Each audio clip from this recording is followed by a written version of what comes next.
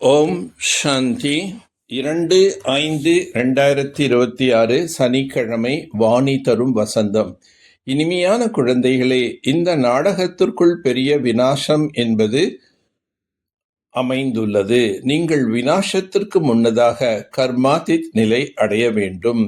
தந்தை, நீங்கள் என்னுடைய குழந்தைகள் ஆவீர்கள் என்று நேரடியாக கூறும் பொழுது இந்த வார்த்தைகளின் ஈர்ப்பு மிகவும் ஏற்படுகின்றது. நேரடியாக கேட்கும் பொழுது மிகவும் நன்றாக இருக்கின்றது. மதுபன் அனைத்து குழந்தைகளும் கவருகின்றது.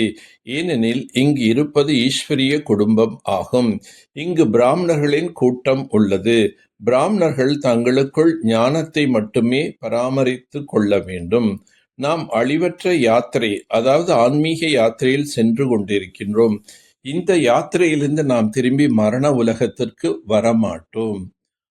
இச்சமயத்தில் சுகம் யாருக்கும் இல்லை. எல்லோரும் தமோ பிரதானமாக துக்கம் உடையவர்களாக ஆகிவிட்டார்கள்.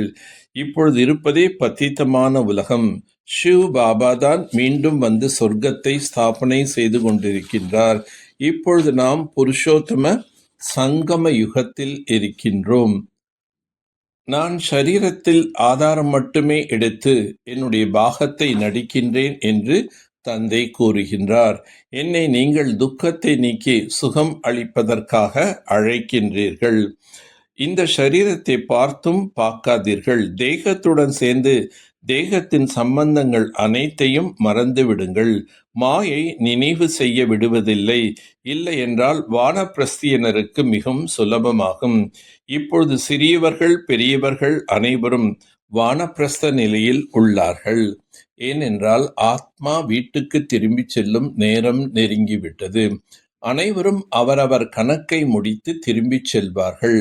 கணக்கு வழக்கு மீதம் இருந்தது என்றால் அதிக தண்டனை வாங்க வேண்டியிருக்கும். அப்படியின்றி யோகத்திலும் இருங்கள் மற்றும் பாவங்களும் செய்து கொண்டே இருங்கள் என்பதல்ல. மாயை தோற்கடித்து விட்டது என்றால் பக்குவம் அற்றவர் என்றே கூறுவார்கள். உடல் மனம் பொருளால் ஆன்மீக சேவையில் உதவியாளராக ஆக வேண்டும். நாம் யோகம் செய்து கொண்டிருக்கின்றோம் என்பது குழந்தைகளாகிய உங்களுக்கு தெரியும். தமோ பிரதான குப்பை நீங்கிவிடும்பொழுதுதான் சத்தோ பிரதானமாக ஆகிவிடுவோம். பிறகு இந்த சரீரத்தை விட்டு விடுவோம்.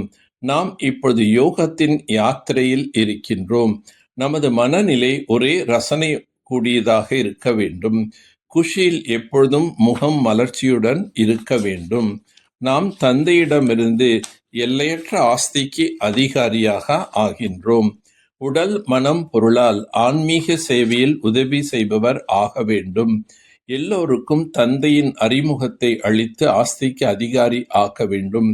விநாசத்திற்கு முன்னதாக கர்மாதித் நிலை அடைவதற்கு தந்தையின் நினைவில் இருக்க வேண்டும். தந்தைக்கு சமமாக மோகத்தை வென்றவர் ஆக வேண்டும். ஆத்மாவுக்கு ஆத்மா மீது ஏற்பட்டுள்ள மோகத்தை நீக்கி ஒரு தந்தையிடம் ஈடுபாடு கொள்ள வேண்டும். சர்வ சக்தியினுடைய துணையின் நினைவு மூலம் பிரச்சனைகளை தூரமாக விரட்டக்கூடிய பரமாத்மா சிநேகி ஆகுக. எந்த குழந்தைகள் பரமாத்மா சிநேகியாக இருக்கிறார்களோ அவர்கள் சிநேகமானவரை சதா தன்னுடன் வைத்து கொள்வார்கள். ஆகையினால் எந்த பிரச்சனையும் அவர்கள் முன்னால் வருவதில்லை. யாருடன் சுயம் சர்வ சக்திவான் தந்தை இருக்கின்றாரோ அவர்களுக்கு முன்னால் பிரச்சனை நிற்க முடியாது. பிரச்சனை உருவாகின்றது என்றால் அங்கேயே அழித்து விடுங்கள். அப்போது அது வளராது. இப்பொழுது பிரச்சனைகளின் உருவாக்கத்தை கட்டுப்படுத்துங்கள். சம்பூர்ண தன்மையை அருகாமையில் கொண்டு வர வேண்டும் மற்றும் பிரச்சனைகளை தூரமாக விரட்ட வேண்டும் என்பதை சதா நினைவில் கொள்ளுங்கள்.